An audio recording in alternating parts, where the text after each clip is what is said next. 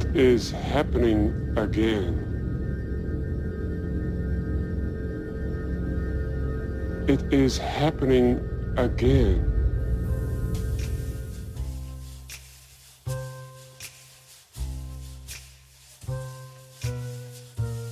Diane, I'm holding in my hand a small box of chocolate bunnies. She's dead, wrapped in plastic. I've got good news. That the mule wash is going to come back in style. My name is Mike. His name is Bob. This is a damn good podcast about Twin Peaks. Every week, we fans, watch an episode of Twin Peaks, build it up and tear it down. We try very hard to avoid anything but vague spoilers for future episodes, so you can rest easy. But you should probably watch the episode of the week before you listen.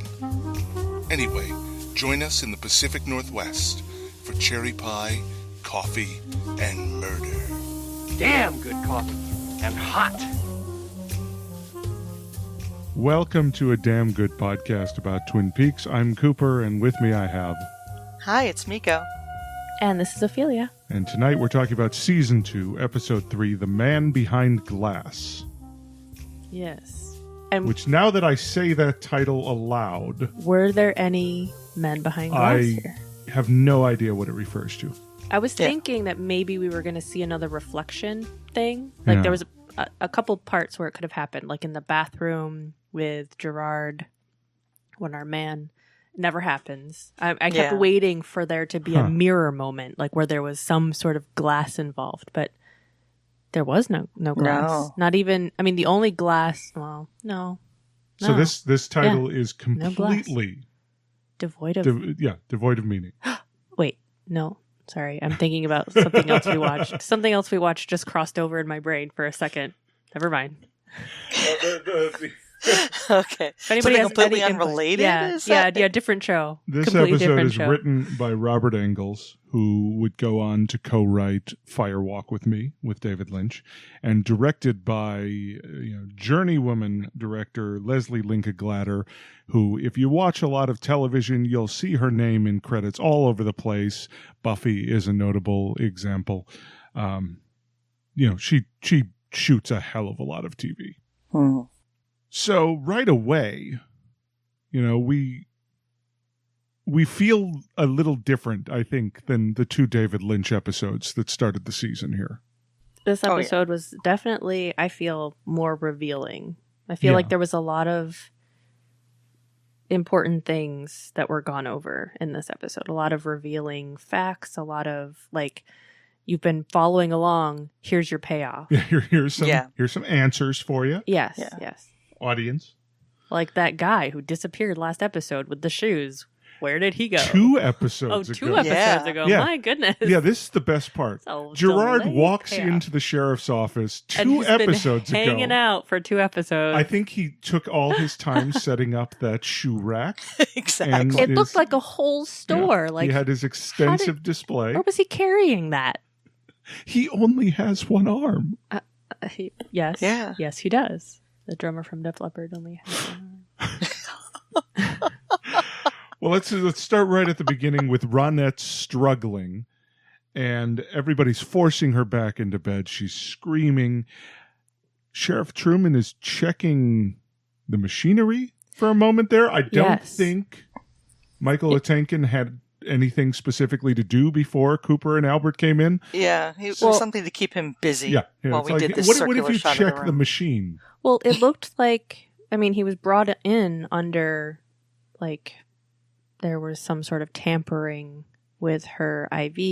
Yeah, Albert something notes was that it looks like dye is in the IV. Yeah, well, I feel like maybe that was why the sheriff was called in. So then the sheriff was looking for evidence of somebody who may have tampered, which could look like, I don't know, checking the IV bag would be where I would start. Well, that's the other thing. Like the IV bag, he doesn't know enough, but he might know enough about the dials on a machine to see if somebody scraped off paint or left a bloody fingerprint or a dirty fingerprint. I don't know. I think you're giving the show a little more credit than it actually deserves. I am, in this because moment. honestly, there's probably nothing like this that's ever happened in Twin Peaks before.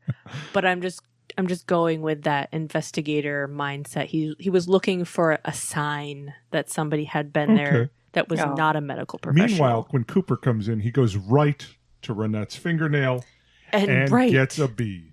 Yes, and he gets a B. You can see it's all bloody and upsetting, crusted. Yeah. So we have a and then R, she screams B, when they and pull T, it out. Of course, because he's shoving tweezers under her fingernail. What was that? Like she was sedated, but obviously not given a painkiller. I mean, if you're in a hospital and you're gonna rip something from somebody's fingernail, give the poor girl like a Novocaine shot to her finger first. In Cooper's defense, I feel like he might assume that, maybe while the sheriff was checking the dials, maybe he said, why don't we, since clearly something happened to her finger and there's a contusion, why don't we give her a little sedative, little something to sedatives make her relax will not eliminate pain, though. Okay. It just calms you down. Yes. Yeah. So if you have, when you come out of anesthesia, which I have experienced, you come out of anesthesia, whatever they did to you hurts like crazy. They have to give you something for pain. Anesthesia and pain reliever,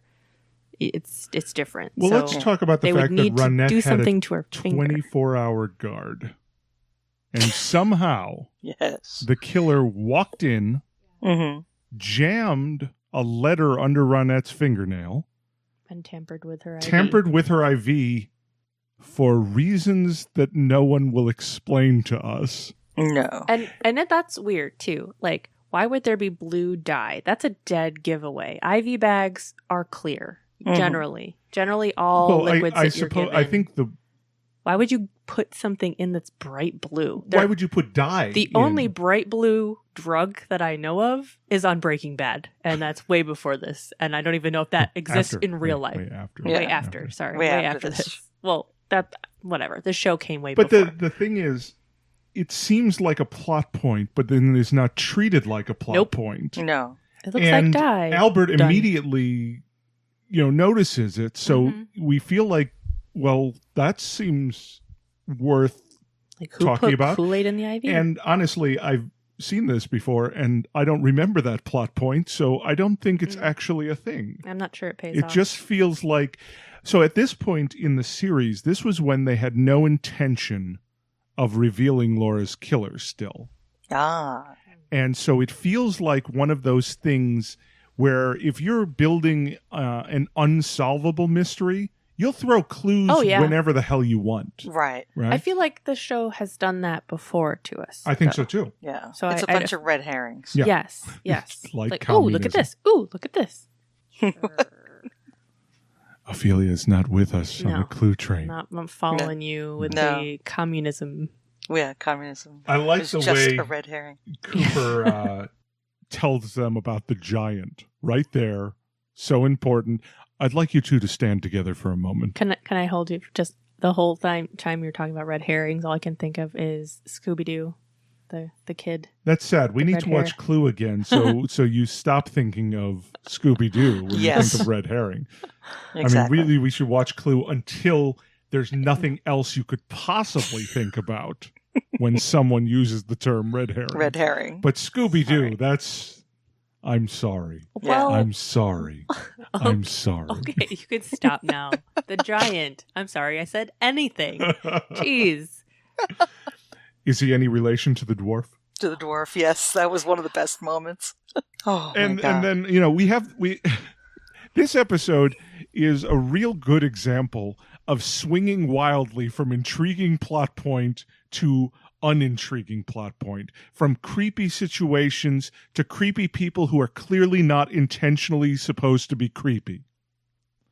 Lenny Von Dolan is a creeper.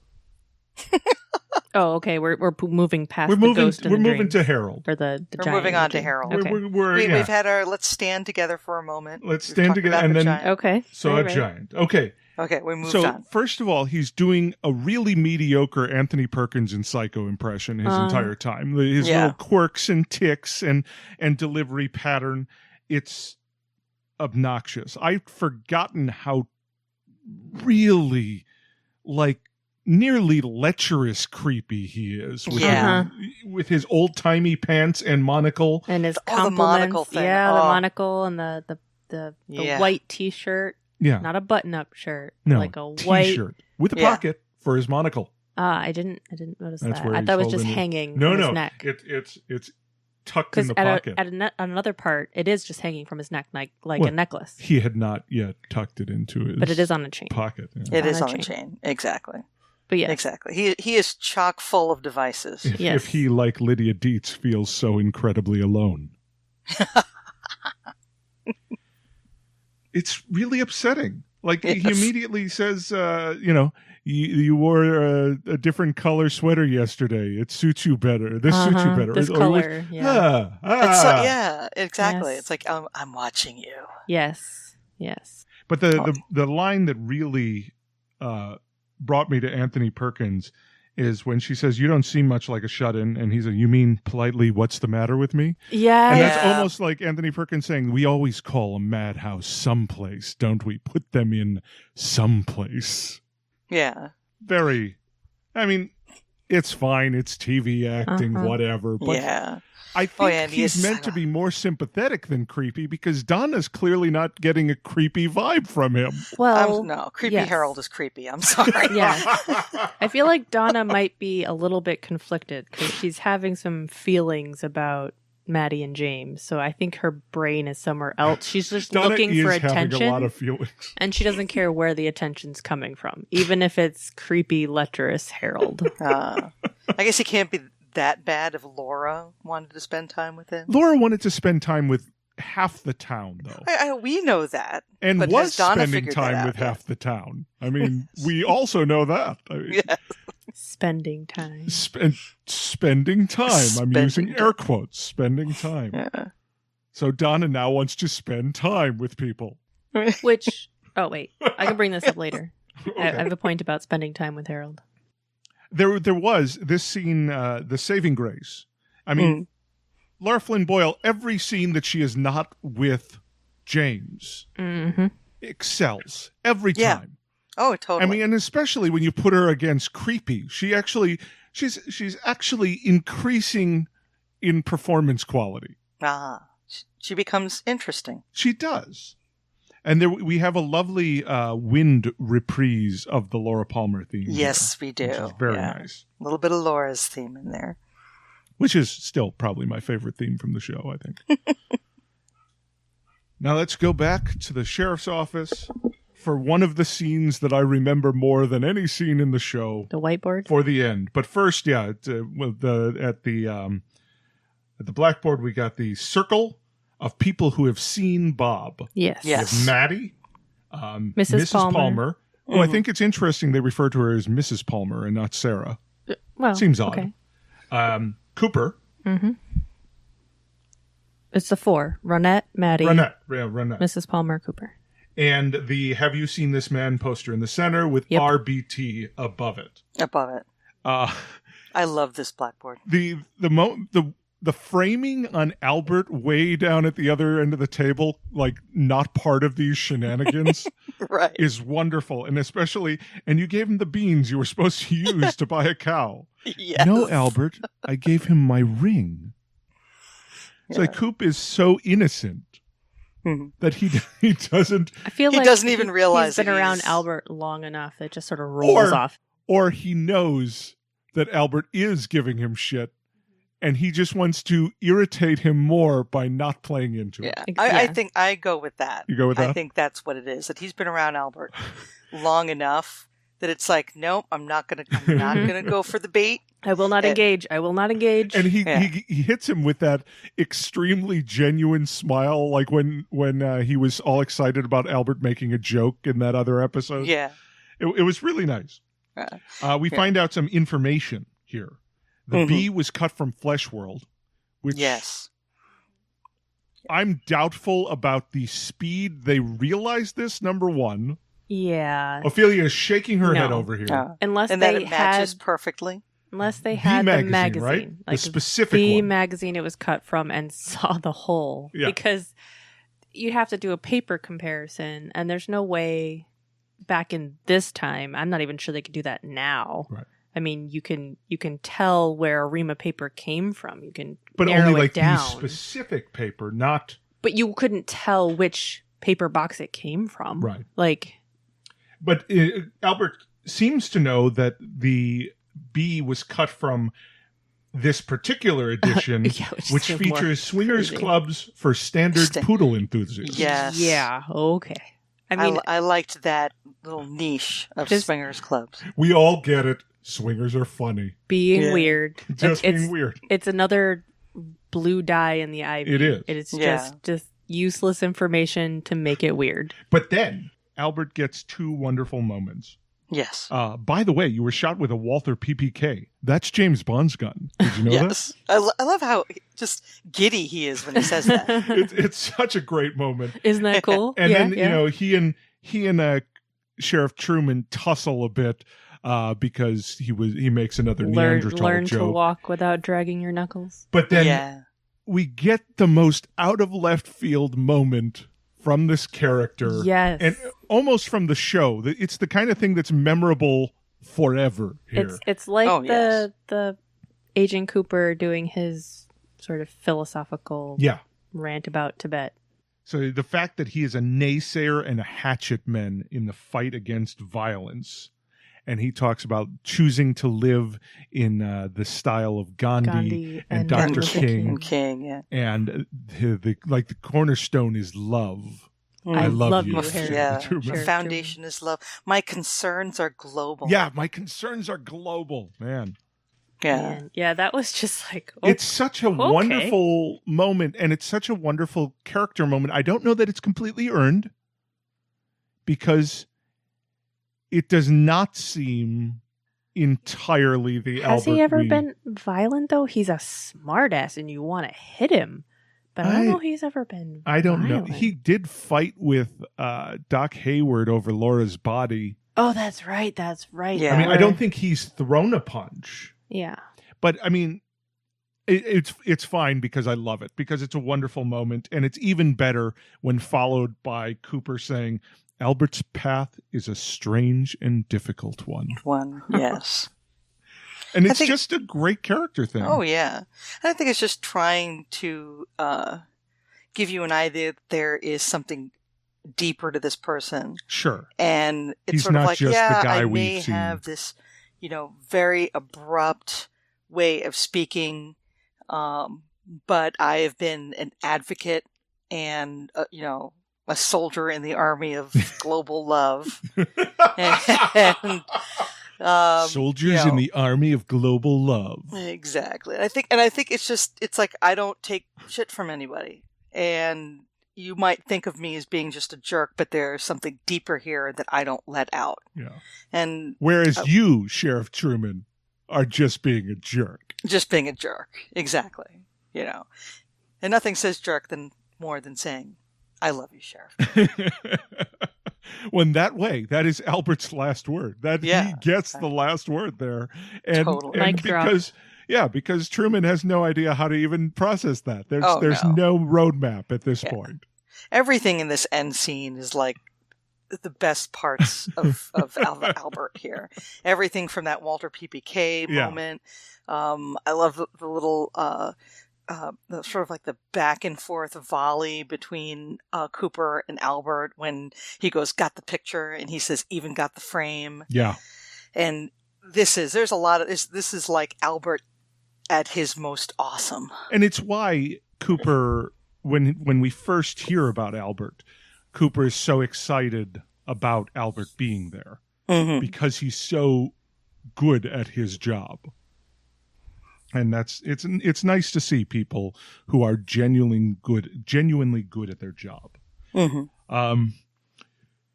Okay, so James is at the station for a moment. Yes, unfortunately. Just to irritate us. Yes. Because Cooper says he won't charge him. The evidence was planted, and James says, I told you that. I told you so. Yeah. I mean, he's always been bland. He's never been more whiny than he is in this episode. Oh, he's totally whiny in this episode. But thankfully, he doesn't stay long. Unfortunately. He comes back. No, even more unfortunate. He's replaced by Dick Tremaine. Oh, yes. Okay. Dapper Dick. Yeah. Okay, so enter Dick. I mean, What are we meanwhile, talking about Lucy again? is thinking of words that contain the letters B, T, and R to try to figure it out. Dick Tremaine, Lucy's lunch date that made Andy call in sick, which explains why Harry Goes is not on the episode. There are a number of main characters that are not in this episode, and that's interesting, I think. Dick Tremaine works designer menswear at Horn's department store, because of course he does. Of course. Which leads Hawk to think of the word robot. Oh, prohibited first. Yes. Prohibited, then robot. And Prohibited then robot. Dick and Lucy are going to go Dutch for lunch. Yes. Well, his suggestion. Yes. And he's very excited about the idea that they might go Dutch. Oh, yes.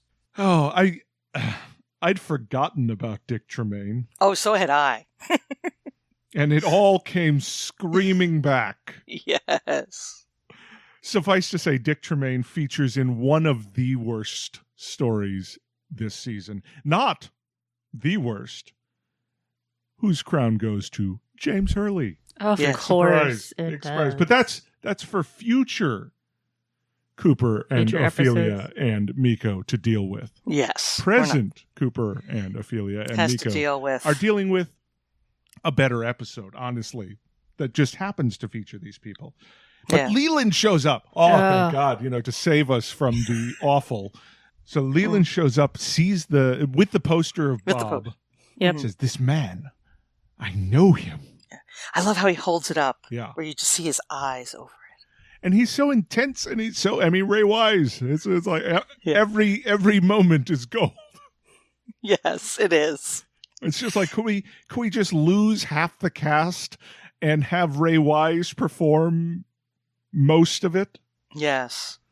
But he talks about how back growing up at his grandfather's summer home on Pearl Lakes, there was this man who didn't live right next door, lived next door to a vacant lot, and his name was Robertson. And immediately Cooper goes with this and says, that's it. That's what he's trying to spell, Robert. Robertson, yeah. He used to flick matches at me. And then we get the reprise of the line that, without question, Leland delivers far better than James. Oh, yes. You want to play with fire, little boy? And throws his match into the ashtray. Yes. Now, Such a great scene. So then let's go over to the diner where Dick Tremaine is taking his best lunch date out to go Dutch at the diner. At the diner. Sitting at the counter because it's so romantic. I get why Cooper wants to go to the diner, but he's eating more at the Great Northern than the diner. Why? He's He cheap. entertains Lucy. End of story. With his discussion of his mnemonic device. Oh, he's not entertaining her. to He's not systematically- entertaining anybody. No, it entertains in the colloquial right. sense. Okay. Yes. He hasn't called in 6 weeks because he lost her phone number. Argyle socks. And he's talking about Argyle socks and Macintosh rain clothes. Vulcanized rubber. Yeah. Yes. But when he says he hasn't called in 6 weeks because he lost her phone number, Lucy gets the great line, "I work for the sheriff. You could have called 911. 911. Yeah. Yes. And, who else wants to eat at Pancake Plantation?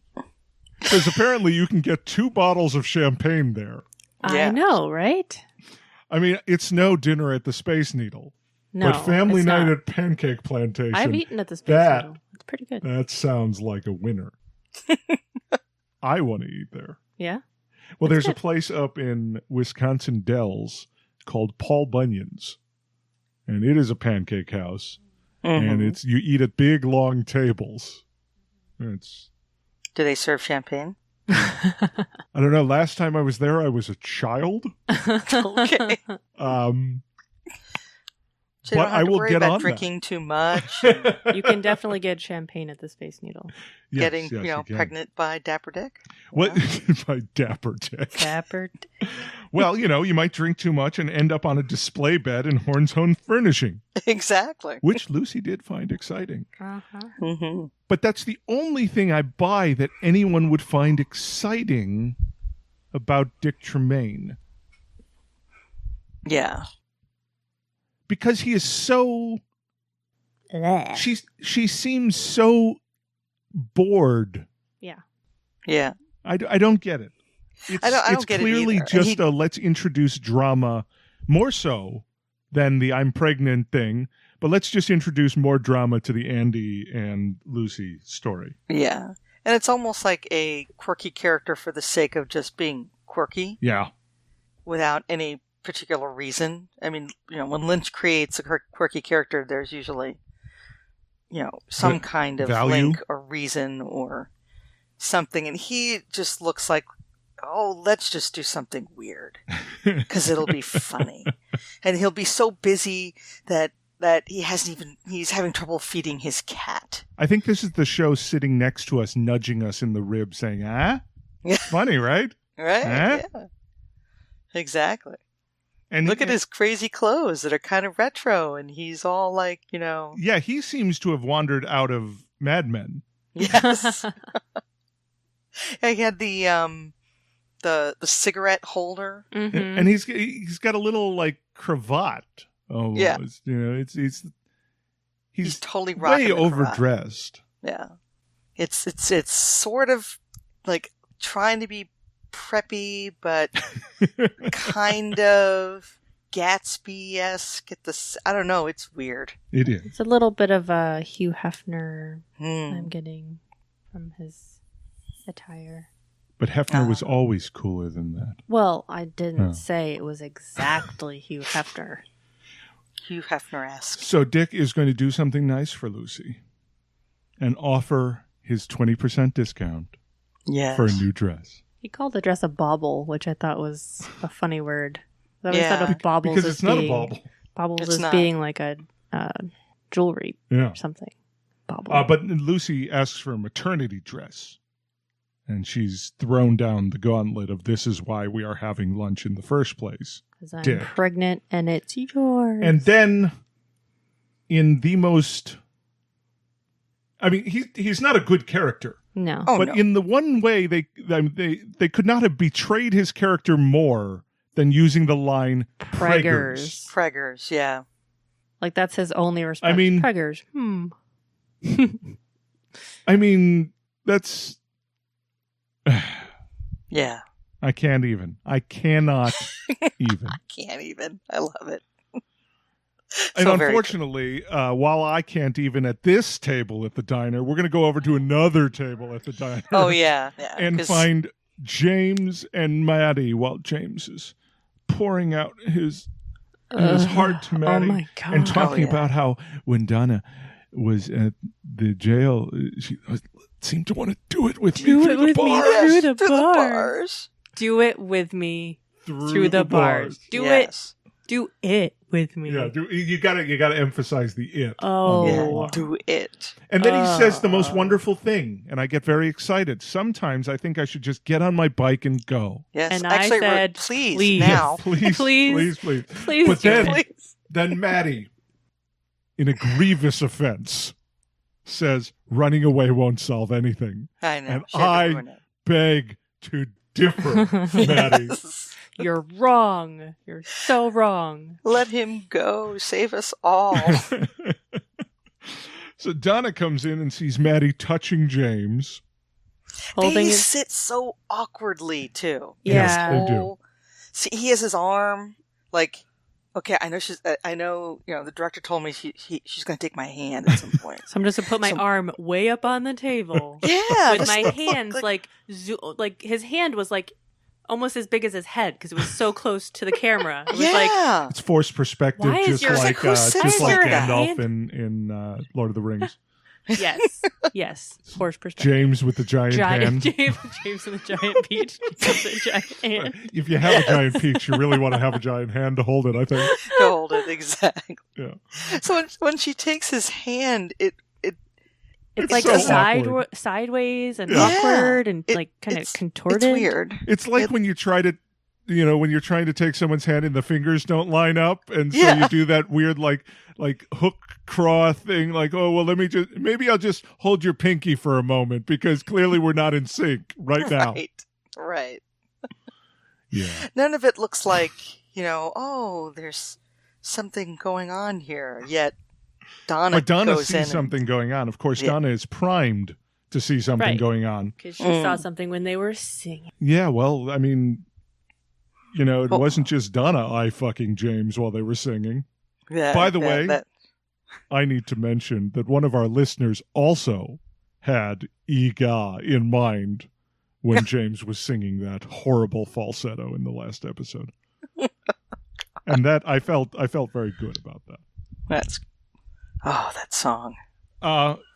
Donna met someone from Meals on Wheels, and James again with weird bland line delivery. Oh, those old people must have some great stories. Yeah. It's like, nobody likes you, James. You should leave. Just disappear. Just fade away. But the problem is, everybody likes James. Laura liked James. Well, maybe not entirely. No, not Maddy really. likes James. Donna likes James. I bet Donna's sisters like James. They probably look up at him and think, oh, look at how cool and broody he is. He's so dreamy. There's something to be said for if he just didn't talk. Can he just be mute? So are you saying he's pretty? I think it's okay. I would not get upset with you if you thought James Marshall is pretty. Unfortunately, his personality has completely destroyed his image in my mind. But I can see what if why you just saw him on a poster? I mean, it's the same thing with what's his face, Bobby. It's like okay, he's the bad boy. He's got a motorcycle. Yeah. He's wearing a Bobby leather doesn't jacket. have a motorcycle. Oh no, we're talking about James now. James and Bobby, they have leather They jackets. are almost interchangeable. He does have a sporty-ish car, I think, right? Yeah. Doesn't he? Or is it? I know he has his dad's Cadillac, but it wasn't even like a. No, he was borrowing. Who's borrowing? Right. But there was a scene where he's with Snake or whatever that other guy, and they're in a convertible. No, that's Snake's car. Yeah. Okay, well, whatever. Who also not in this episode, thankfully. It's the brooding looking. I'm always like weighed down by the world is on my shoulders. It really isn't it just Bender from Breakfast Club? Yes. Yeah. I mean that's pretty much who Bobby is. Oh my God. Yeah. He wears his clothes the same way. Same way. The flannel around the waist. Right. Wow. Still, the kind of like untied. With the leather jacket. Oh my, no. That's too upsetting. Yeah. Anyway. I need to move away from that. Step away. But Donna is jealous. Bobby's not in this episode either. See, I don't understand why once these girls actually have conversations with these boys, why they like them. Yeah, I don't either. I mean, James can sing in a terrible falsetto voice for no reason. If I had to pick between the two, Bobby's definitely cuter. Yeah. Yeah. That's not as whiny and can get you drugs sometimes. And could score me some drugs sometimes. Sometimes. And, not all the time. And be a weird, like, scared bitch boy, too. So really, what Ophelia is looking for is a weird, scared bitch boy. No, because that's a personality flaw that I'm trying to avoid. You talk to them and it's ruined, is what I'm saying. They just need to be mute. Just sit there and just exactly. Yeah. Baby, just be quiet. Yes. Shh, you're pretty. Oh, you're pretty. Just be pretty. You're so pretty. Just don't talk. No one cares what you have to say. No. Yeah, just no one cares. Okay, no one cares. So there's this line of dialogue where they actually describe James as a bright, caring, and intelligent, and I just freaking lost it. Yes. What? Bright, caring, and intelligent. I mean, that may have been the way he was listed in the pilot script. But the plot and dialogue and everything else didn't bear that out. He's far from intelligent. No. So far from that word, like, Yeah. he should be in a separate dictionary. I don't even know what he is. I know. I mean, Maddy is trying to console him, so this may just be a line of BS to get in his pants. But Yeah. Well, let's go on to the wacky adventure plot of Blackie and Emery and Audrey. Well, Emery films, Blackie drugs Audrey. yes, Mm-hmm. She wants to buy Ben out of One-Eyed Jack's with the money he'll use to get his funked up daughter back. Yeah. That threw me. Funked up daughter. Yeah. I like it. I'm with it. I see what they did there. Because you Yeah. couldn't say fucked up Funked back up there. daughter. nope, Okay. it is primetime television. And apparently, for soap opera purposes, Ben Funked did up. something very similar to Blackie. Oh yes, and she's But I'm not riding the sure white exactly tiger like her daddy did to me. What that might have been. Did he get her hooked and then force her to manage his brothel?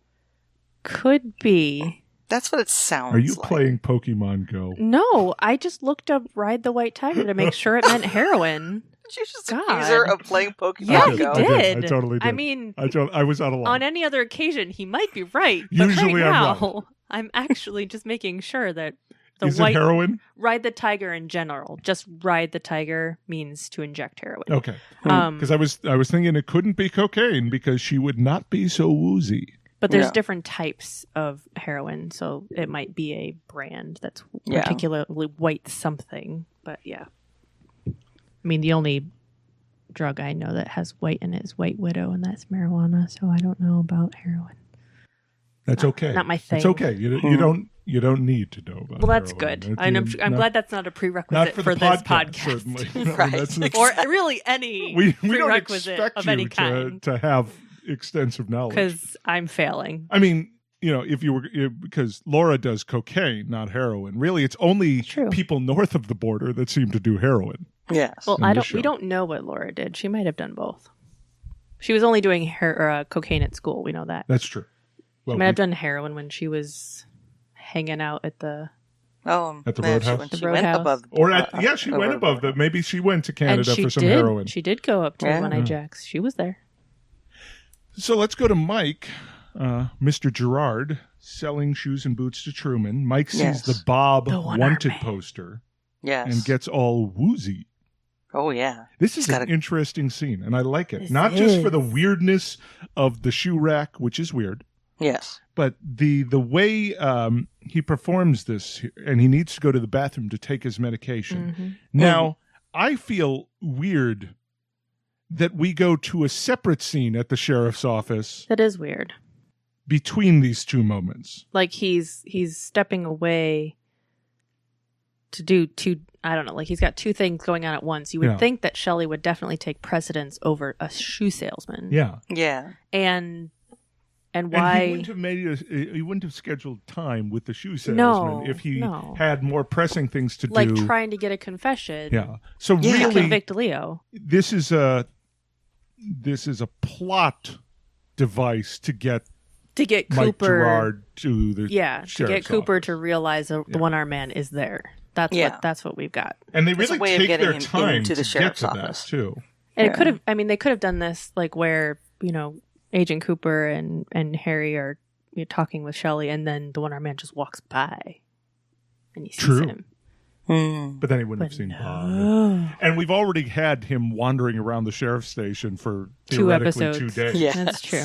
So I guess time has no meaning in the sheriff's station. Time has Right. the owls are not what they seem. Well, that's a very complicated display. It is. It was. It may have It taken made him 2 that days long. to build it With one hand. Maybe. Oh, Oh, burn. Ophelia made a joke at Gerard's expense and then felt bad about No, it. Oh. I was I the one that made the joke? I thought Miko made the joke. I thought Miko made it. I did that. He put the display together with one hand. With Oh. one hand. I was like, and, oh. and Miko, did you hear how quickly Ophelia threw you under the bus there? You know? Yeah, Okay, apparently. maybe- That wasn't me. No, I It's like, think excuse me, our brains Miko was the one making the offensive joke. we're on the same brainwave with this particular thing. We were thinking the same thing. Yeah. I will own the offensive joke. Well, let's talk about Shelley in Truman's office with her prepared way of saying she will not testify against Leo. Uh-huh. And Coop, Because she loves him. I love the way Coop plays this. Oh, I know. Yeah. It was almost evil. This is the closest we've been to angry, manipulative Cooper from the pilot, where he's like, Bobby, here's how this is going to work. We ask you the questions, and you give us the answers. So I break your face. I love this little thing. Maybe someday, with a little luck and some top-flight medical attention, you'll have Leo back. The same old Leo. And Shelley was not prepared for that. No. I think she was worried about it when they were having the discussion in the car in the previous episodes, where she was just like, well, I can't take care of him. What if he gets better? Like, that's a real fear that she has. And Cooper just lays into her there. Yeah. Yep, he totally calls her out on it. Yeah. And she's just stunned, like, what? And she sort of just gets shipped out of the office. She gets though. shoved like, out, okay, and she's like, wait a minute. Hold on. You go have fun with Leo now. Is that something that can really happen? Like, what do you know that I don't know? Yeah. So meanwhile, slam the door in her face. Mike is having a fit in the bathroom. He did not take his medicine. He drops it. And it kind of leaks out of his ankle. Yeah. He's trying to hide the track marks. And we get that same mechanical sounding scream that we heard from Bob in the train car. Oh, he probably, because he can't shoot up in his other arm. Yeah, he doesn't have another That's arm. usually what you would do. You do. And when he comes out of the stall, now I don't know if you two noticed this, but when he first peers around the side of the stall, I felt like he looked just like Bob. There. Yes, I felt it too. I thought it was going to be Bob. I didn't remember this scene, so I was that's why I kept waiting for him to look in the mirror in the bathroom and to see Bob's reflection. Yeah, see the man in the glass. Exactly, the man behind glass. Yes. But when he has his fit and he doesn't get his medicine, but I couldn't tell either. It looked like he was aiming and then dropped it and was shaky, but I couldn't tell if maybe he had shot up before we open the door and see him. You know, you can, when you see the syringe, it looks like it's almost empty anyway. Right. And then you later see it on the floor and you can see like a little puddle, but you can't tell whether or not he's taken it. At least I couldn't from that scene. But I think our point is later, you know, the man without chemicals, we learn that he probably didn't take it. Yeah. Right. And that's probably why he gave in to that, you know, the sort of the fit that he had, that transformation. It took over, like he became a different person, that kind of like shedding of a shell. And when he says, Bob, I know you're here. I'm after you now. After you now. Yeah. Okay, then we go to the Great Northern, where that same Chinese man, who is reading apparently hanging out on the same wavelength as Mike Gerard in the sheriff's station, because he has also been hanging out for multiple days, just watching Cooper or watching the Great Northern or watching Mr. Horn, whatever. Yeah, he's just watching Mr. You know, Horn. Yeah. Just stalking. But then he follows Cooper. Well, he wants. Maybe he's interested in the band. That's true. He could be interested in the huge school marching band that comes out of the elevator. Yes. For what reason? Wearing different colored marching band uniforms, which seems odd to me. Yeah, it was very an odd choice to have this entire band exit the elevator with him. Well, I think here's what we see as this show goes on is David Lynch. Oh, he put some barbershop quartet guys in the background. Let's do something weird like that. Yeah. And so we get a lot of people, a lot of filmmakers, a lot of writers trying really hard to do something weird like David Lynch would do.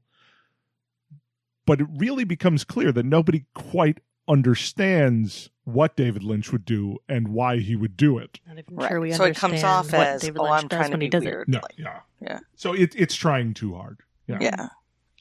Ben is the least concerned father ever. and I believe, correct me if I'm wrong here, threatens an FBI agent with buckshot to the ass in his little parable that he tells Buckshot in the tail about feathers. men fall under the spell of Audrey's charm like ducks in a shooting gallery. Yeah. Also interesting. Yeah. But he should park his jalopy somewhere else. Yeah, Under I love somebody it. else's Park your window. jalopy Under somebody- outside someone else's window. I feel like there are mixed metaphors here. Yeah, I'm getting a little say anything vibe. Basically, this whole thing is a string of He's metaphors. got the trench coat. Yeah, and he's holding the boombox over his head, and it's that song that Audrey dances to. Isn't it just dreamy? Now that is a David Lynch moment. Yes. Speaking of Audrey, we come back to Audrey in bed being fed caramels. Yes. By Michael Parks as Jean Reno, the third Reno we've met. Michael Parks, who you'd know from Tarantino movies and any number of B films, just a delightful actor. Yes. Terrible French accent. Oh, but yes. really, at least he's consistent with the wildly different French accents that the Renault brothers have had thus far. Yeah, I mean, it's not Creole, so... No, it's bizarre. It's bizarre. But, I mean, you have the star power of someone like Michael Parks, who admittedly was never a star, but at least he put some gravitas behind the accent, and you're just like, hey, I'm just glad he's here. Right, You know? exactly. Especially when he's cramming caramel down Audrey's throat. Creepy. It's so weird. Yeah. Making her eat it, then licking his fingers after she's licked his. Well, That's I mean, clearly his weird. entire purpose here is to be creepy. Yeah. We are introduced to Nancy, Blackie's sister. Blackie's sister. Who I feel she should have had a more interesting name than Nancy. Yeah. It just feels lazy. Oh, well, maybe Blackie is a nickname. Maybe Well, I'm sure her name Blackie's is a Linda. nickname, but- You know, Linda and still. Nancy. That sounds about right. That's a good sister name. Oh, yes, but she should have had like a cooler nickname or a cooler. Yeah. Yeah. She was But, also wearing like really. Like 90s. Well, 80s, I mean, it was all the way buttoned up to the neck. She had like a kerchief. When she had the gigantic shoulder pads. Poofs. She looked, and I mean, I don't know, she's not necessarily matching Jean Reno's outfit. No, she doesn't match Jean. She does not looks look like a she housewife belongs in the or same. a teacher. Like a housewife or a teacher. Yeah, just sort of. Whichever. To be Blackie's she has no sister, I business feel like she being should be in a the little more scene flashy, and doesn't I guess. actually add anything to the scene. No. Oh no, she does nothing in this scene. Like Yeah. Except nothing. for taunt Blackie by saying, "Show her you'll get mad." Yeah. Well, Jean wants the man who killed his brother, the first Renault, to get killed. Yes. And then to be the go-between to get the money from Ben Horn, get his percentage, blah, blah, blah, blah, blah, shenanigans, so forth. I call shenanigans. I also call shenanigans. But they see Cooper on the video, and Emery knows that he's the FBI agent. So really at this point, I don't know, if you're reasonably intelligent, you maybe stop the game when the FBI's involved. Oh, in your they're on the illegal jazz. heroin They think they're going to den get away brothel? with everything at this point. If they're in Canada, the FBI would have no jurisdiction. That's true, but they could call them Mounties. They could. Royal Mounted Police. Yes, I think. They're going to go and storm the place with Dudley Do-Right. Yeah, I think so. Specifically, Brendan Fraser's. Oh. You don't like that Dudley Do-Right? I actually haven't seen it. I've just seen pictures of him dressed like that. So that's all I know. I think that would fit with the style of everything going on at One-Eyed Jack's. Wasn't that on Rocky and Bullwinkle? It was a Rocky and Okay, Bullwinkle it was Rocky and Bullwinkle character. Okay. Always going after Boris and Natasha. Boris and Natasha. All right. Sorry. Well, Yeah, it was a Dudley separate Do-Right series was of not part of. cartoons. Oh, they were Boris and separate. Nat- Yeah, they Yeah, were. they Oh, ran okay, along separate, with separate. it, but they were Okay. separate. It was little cartoon shorts. Yeah. Yeah. Okay. Because Boris and Natasha were always going after Moose and Squirrel. Moose and Squirrel. Okay. Yes. I felt like Dudley Do-Right was somehow like in that. I don't know. Who did Dudley Do-Right go up against? I don't know. No, it was in the same series. It was all of those, like with Fractured Fairy Tales. No, but what was his nemesis? Because everybody had to have a nemesis. And Oh, if he it was the good guy. what's his name? Snidely. Oh, Snidely Oh Whiplash. yeah, that's right. The snickering. Yes, and the dog. Dog. Yeah. Yes. Yeah. Okay. Oh, And he had the good the times. I know. Now I want to watch cartoons. Tune in for our Rocky and Bullwinkle podcast. Fractured Fairy Tales. Yes, I'm in. Throwdown. So Coop suggests a break. Meanwhile, nobody has yet gone to look for Michael Gerard in the sheriff's station. He brings donuts and coffee. Lovely gentleman, this Dale Cooper. And says and is told that Josie called Pete and is coming home. And Sheriff Truman wants to see her alone first. Yes. And you get that moment of their friendship where Cooper doesn't need to be told anymore. Mm-hmm. He should do what he needs and then bring her in. I like that. But then Mike never came back from the bathroom, and it becomes a plot point. Plot point. And because Cooper rushes in to find him because in his dream, the one-armed man knew Bob. Yeah. Then that's when we see the needle on the floor with the little puddle. And Cooper reminds us, which also without looks chemicals, like he points. the syringe has already been fully pressed. Like it looks empty, which doesn't make sense because if it had been pushed, it would have been pushed by Mike. And if it was pushed by Mike, then the puddle wouldn't be at the end of the needle. It would be somewhere over in the back where he first dropped it. I'm sorry. I'm being way too logistic This was here. 90s television. Yeah. And it involved a lot more spoon feeding than the show. A syringe isn't going to just leak and drip out like that much. No. No. This is setting up an insert shot. Yeah. Yes. It's someone puts The it man down. without chemicals. Someone did not really think it through. Yeah. For all we know, that syringe that's the way it was in the box. Or, It's the prompt person glued took that it way. out, and someone asked the director, where do you want the the director's, I want liquid. Where do you want it? No one's thinking about how this works. Squeeze in reality. it more. They're setting up a little piece How of will art. they know?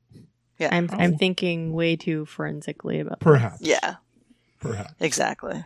Just things that get me. While you're thinking logistically and so forth, let's talk about Nadine. Oh, yes. Right.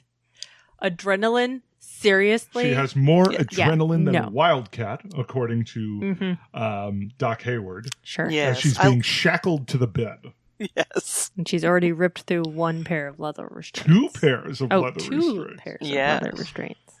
So Doc suggests Ed sing to Nadine, Yes. which almost feels like... I can't think I'm of pretty his sure if first name. she had Frost. been roid raging, which is essentially what being constantly pumped full of adrenaline would do, she'd probably be dead by now. I don't think her heart could take it. But I'm just, Well, people don't just live. I feel like that. I don't know.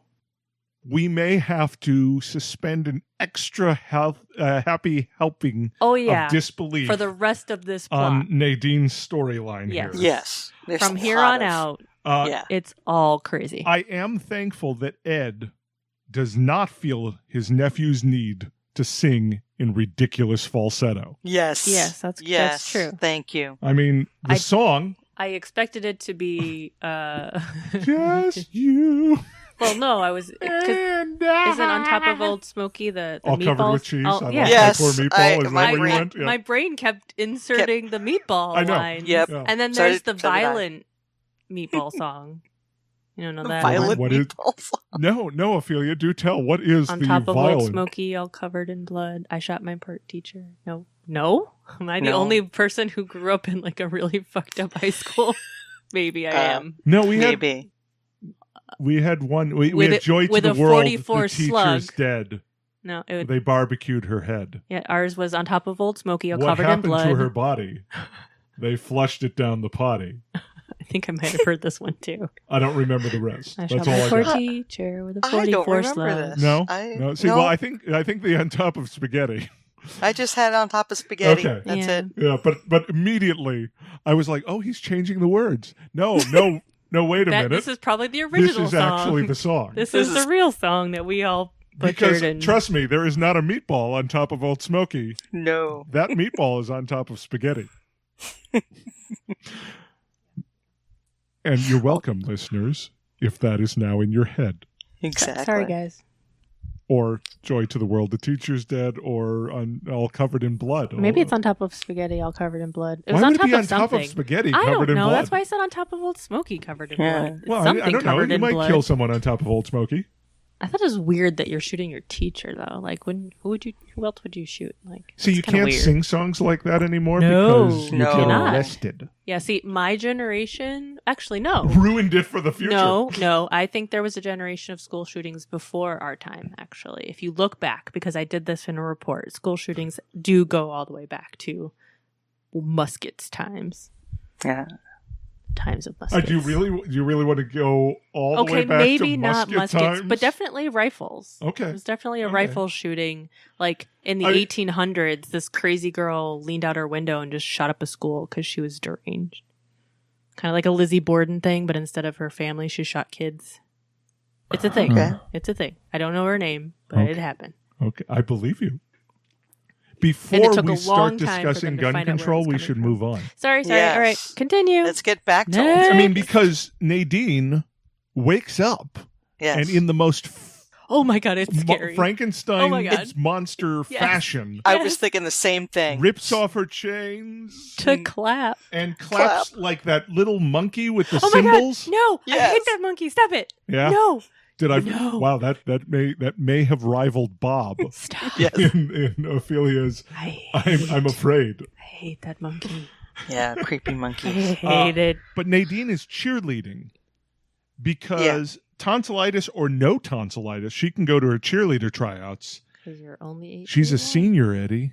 You're only 18 once. Yes. Clearly not. I know. She's Yeah. wacko. Exactly. So that happened. And then you think things can't get any weirder. But you know and what? Then... I appreciate that Dr. Jacoby has a full set of hospital garments in Hawaiian pattern, Yes. which is wonderful. That the hospital allows him to have open flames everywhere. Everywhere. Yeah. Yes. Mhm. His Hawaiian wife, Yolani, is massaging his feet. Who stays and lives in their house in Hawaii? Like, Yeah. what? You I know, just I you was have like, a Hawaii wife?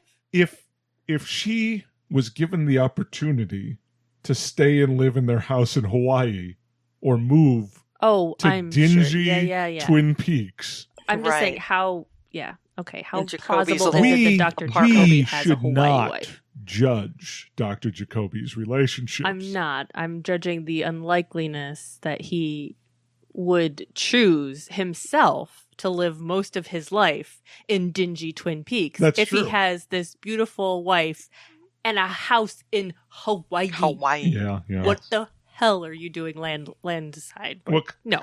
Well, maybe there's like Landside. a, you know, Yes, he that's what couldn't get a islanders job call in it. Hawaii, and We are Mainland. mainland. Mainland. Landside, mainland, Landside. whatever.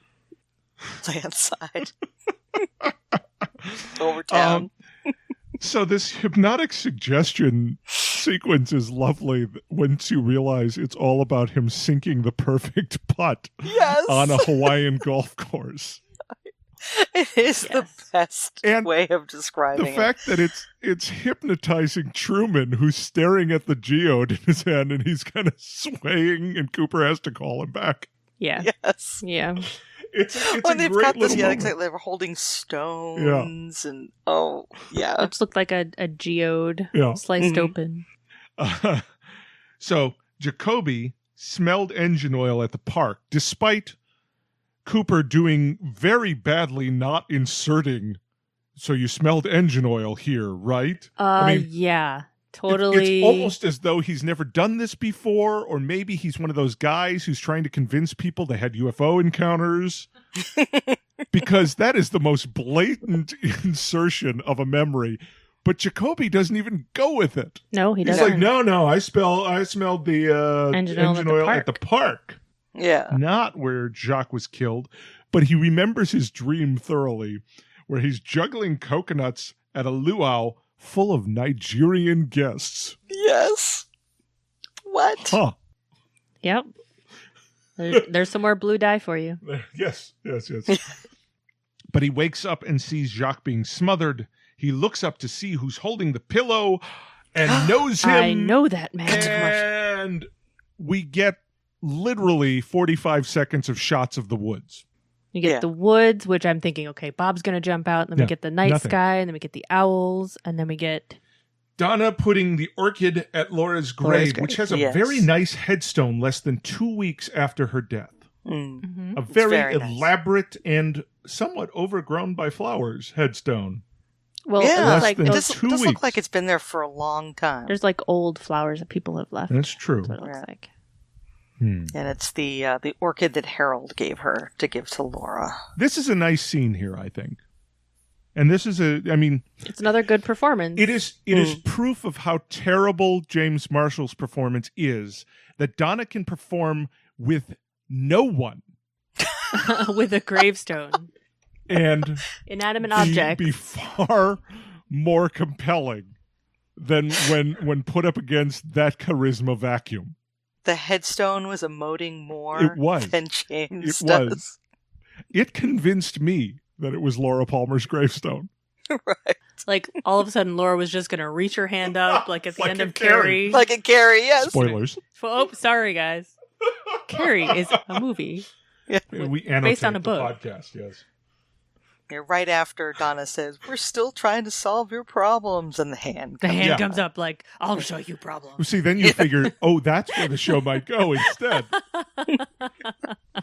But no, Laura's back. Guess what we see? Well, more James. We do have some interesting stuff here. That Donna wanted to be like Laura, and I really like that you're dead, but your problems keep hanging around, almost like they didn't bury you deep enough. Yeah. That's intense and biting and really a great moment for a character that doesn't get many great moments. You're not dead enough. Yeah. And as you said, what we get instead is James looking for Donna at the Palmer house, where he wandered in without being invited or ringing the doorbell, which is the same thing that Donna does, which is the same thing that Truman and Cooper do. They are the only ones who mentioned that the door was unlocked. Mm-hmm. But I find it weird that people are just wandering into the Palmer house. You would think they'd have a little bit of security, like maybe lock the door might care after a little bit. dies Or in their people family. just not be rude. Yeah, well, ring the doorbell. James comes in and messes up the place. He does, so Maddy, but not before being whiny bitch boy. Yeah, Maddy hugs him because his mom's. He's whining about a character we have never met. Doesn't James have enough going on that we don't need to hear about his mom coming home loaded? God, I hate her. I mean, the mom that we never see. Yeah, it feels so inconsequential to the story. Cares. Nobody cares about you or your mother. Do you hear that? Can you That's just me not caring. Get on your bike and right away now. Maddy hugs him and says, "God, you're on fire." Yeah. And I wrote, bland. Lots of A's. He said it while we were watching it and while he was typing it. And then Donna is there and sees them share their kiss. Because God, he's on fire. And Maddy just can't resist him. Ew. I know. Isn't that ew? Nobody listen to this guy talk. Who rushes in because there's upset things going on. And James just throws everything to the floor. Yeah. And screams in the front, Donna, why? Yeah. The most emotion I think we've ever seen from him. And even delivering emotion, it's terrible. Oh, it's awful. Just terrible. Yeah. Yeah. But then Maddy gets to have her breakdown where who has been doing everything basically to convince James to go out with her, sort of flips the script and is all She's upset that flip-flopping. people think she's like Laura.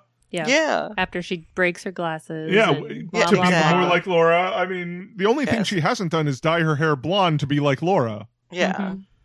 But Oh, exactly. I just came for a funeral.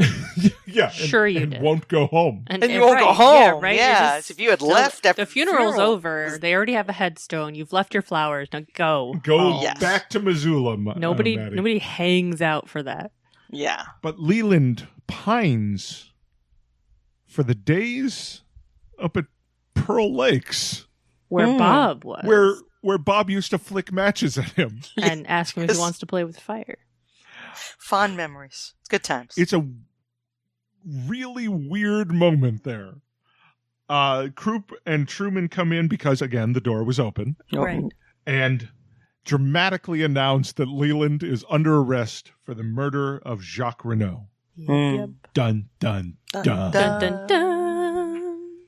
So you Wait, do the there's another push one. in. And then there's another one. scene. Soap operas. Where Donna bangs on Harold's door because she didn't know where else to go. Yeah, I mean, I suppose because, she doesn't have a lot of friends Apparently. because Laura was her friend, And she's dead. but they didn't bury her deep enough, apparently. Yeah.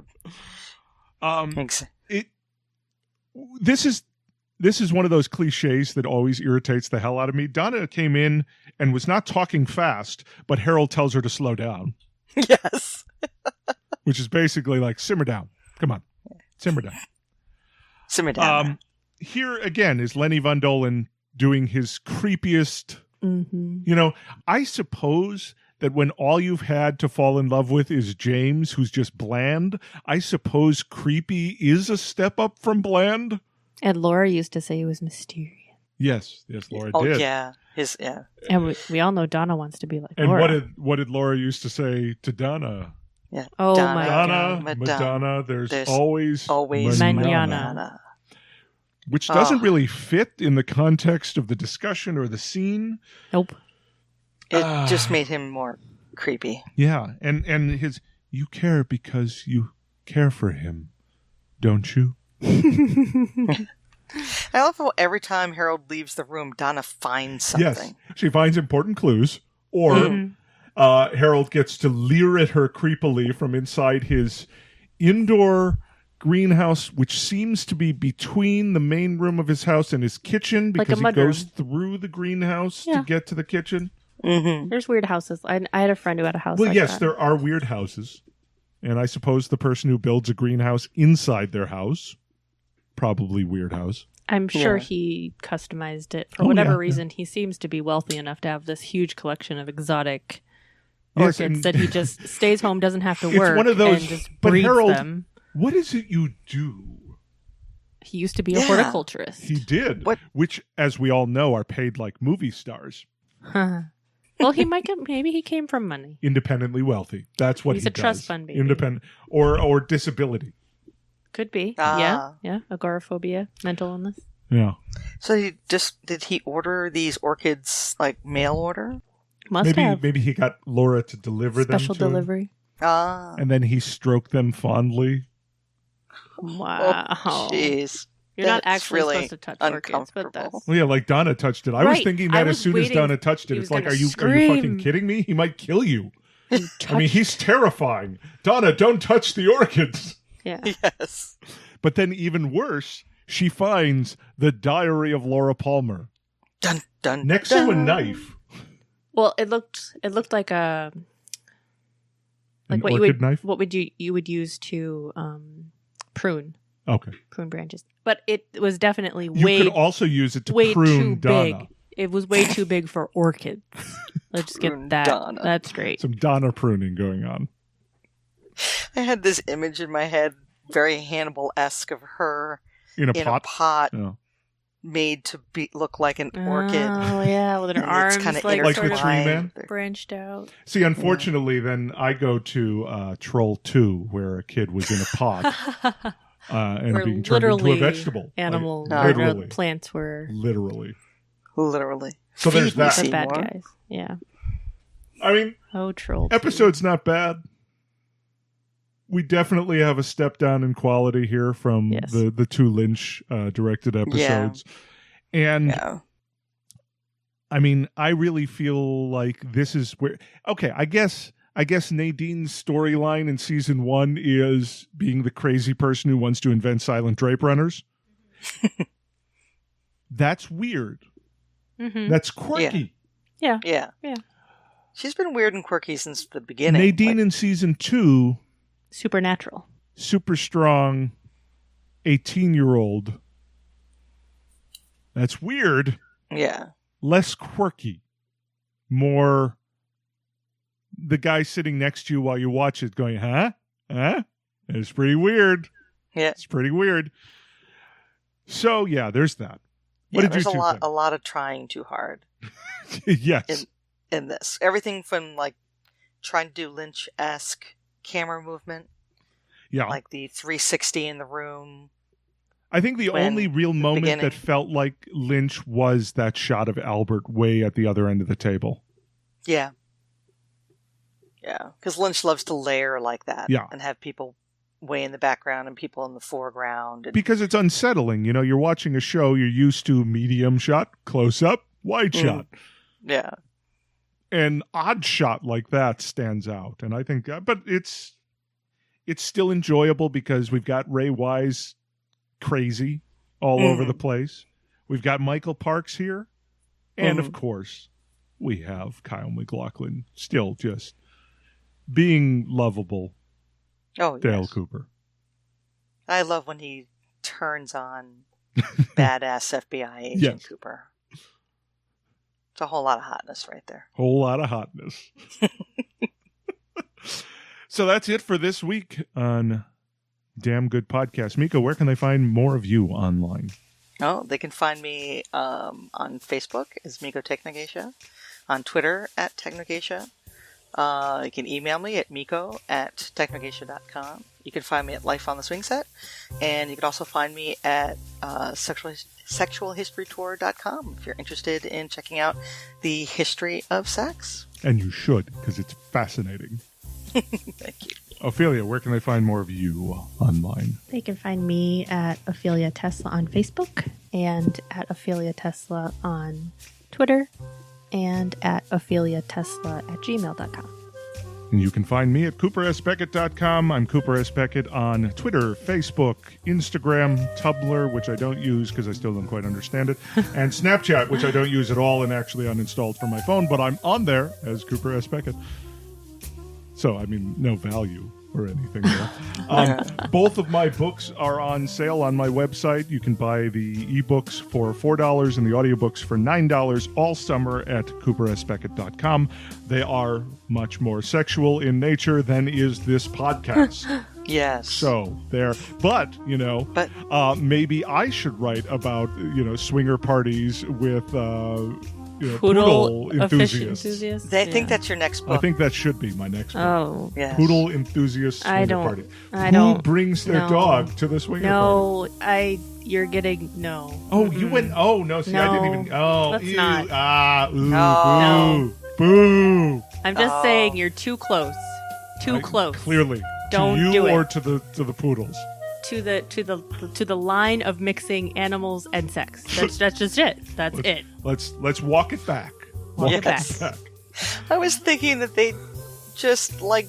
Yeah, I was thinking. It's like a dating site for people who like poodles. That's still too close. I'm sorry. If I'm going to go on a date with someone and all they can talk about is their dog, I'm sorry. Something's seriously wrong.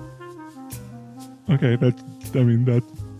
I am not going to mix the sexual world with how much I love my animals. I feel like those two things should be separated. Okay. This is where Ophelia Tesla draws. I draw the line. This is a hard boundary. Yes. It is. If all you can talk about is breeding and it's what we in the kink and sex education community call a squick. Yeah. A squick. Yeah. Let's not talk about how much we love any one particular animal while Okay, also being in any sort of sexual environment. That's fair. I won't make my next book about that. Meanwhile, you can find you can do whatever you want. as a podcast at Damn Good Podcast. You can email us at contact at damngoodpodcast.com. And check out our new website, damngoodpodcast.com. It's pretty cool, Black Lodge themed. Yes. Yes. Pretty cool. And we will be back in 2 weeks with episode 4 of season 2. Until then, the owls are not what they see. Yeah, see, I forgot. I can never remember if it's what or as. It's what. And you two always remember. Hey, this is Dan Savage from the Savage Lovecast and Savage Love, and you're listening to a Swing Set podcast at Swing Set FM. Both Cooper's memoir, My Life on the Swing Set, Adventures in Swinging and Polyamory, and his new novel, A Life Less Monogamous, are having summer sales at coopersbeckett.com. Pick up the ebooks of either for only $4, or the audiobooks, read by Beckett and me, Kat Stark, for only $9. These summer specials won't last, so head to coopersbeckett.com now and get your copies. Signed paperbacks are also available. Both Cooper's memoir, My Life on the Swing Set, Adventures in Swinging and Polyamory, and his new novel, A Life Less Monogamous, are having summer sales at coopersbeckett.com. Pick up the ebooks of either for only $4, or the audiobooks, read by Beckett and me, Kat Stark, for only $9. These summer specials won't last, so head to coopersbeckett.com now and get your copies. Signed paperbacks are also available. Both Cooper's memoir, My Life on the Swing Set, Adventures in Swinging and Polyamory, and his new novel, A Life Less Monogamous, are having summer sales at coopersbeckett.com. Pick up the ebooks of either for only $4, or the audiobooks read by Beckett and me, Kat Stark, for only $9. These summer specials won't last, so head to coopersbeckett.com now and get your copies. Signed paperbacks are also available.